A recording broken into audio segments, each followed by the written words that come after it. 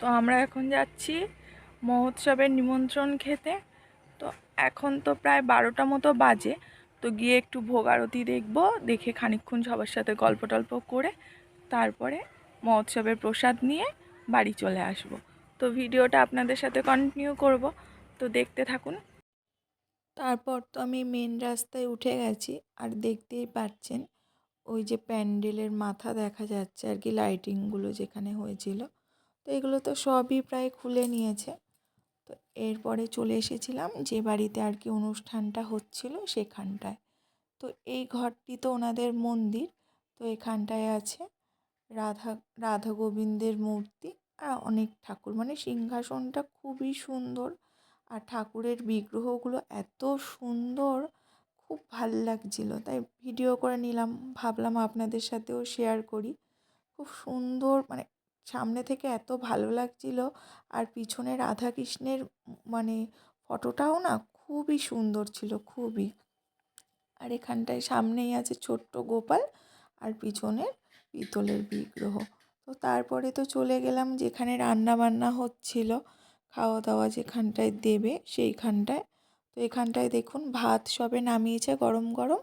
আর আমরা যাওয়ার আগেই দেখুন সমস্ত মানে তরি তরকারি রান্না এদের কমপ্লিট হয়ে গেছে।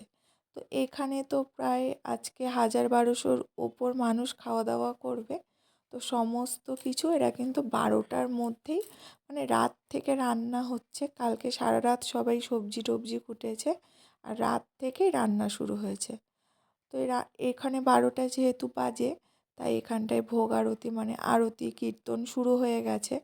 কারণ আরতি কীর্তন না হওয়ার পর্যন্ত তো আর কাউকে খেতে দিতে পারবে না। আগে ভগবানের ভোগ আরতি হবে, কীর্তন হবে, তারপরেই তো সাধারণ সব মানুষ আমরা যারা তারা প্রসাদ পাবো। তো এখানটায় সমস্ত সবাই বসে গেছিলেন, বসে বসে ভগবানের নাম কীর্তন করছিলেন, গান করছিলেন, বেশ ভাল লাগছিল। মানে পরিবেশটাই অন্যরকম হয়ে গেছিল।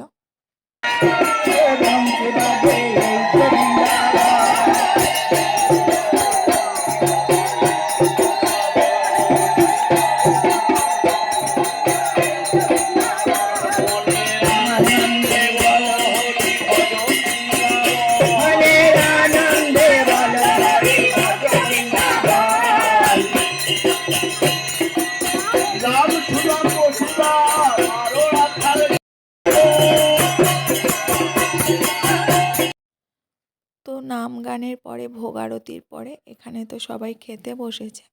তো এটা তো ছিল প্রথম ব্যাচ। তো দেখুন পুরো বাড়ির উঠোন জুড়ে, উঠানটা কিন্তু প্রচুর বড়, যেখানটায় যে কদিন ধরে যে উঠানে আর কি অনুষ্ঠান হয়েছে সেখানটায় মানে সমস্ত মানুষ, মানে একসঙ্গে মিনিমাম 300 জন লোক তো বসতেই পারবে, এত বড় উঠোন। তো এখানটায় সবাই মানে প্রথম ব্যাচ খেতে বসে গেছে। আর অনেক লোক সব রাস্তায় আরও দুপাশে সব মানে অপেক্ষা করছিল এনারা উঠবেন তারপরে। তো আমরা তো এই ব্যাচে জায়গা পাইনি, তাই জন্য আমরা ঘরের ভেতরেই খেতে বসে গেছিলাম। তো এই যে আমাদের খাবারও চলে এসেছে।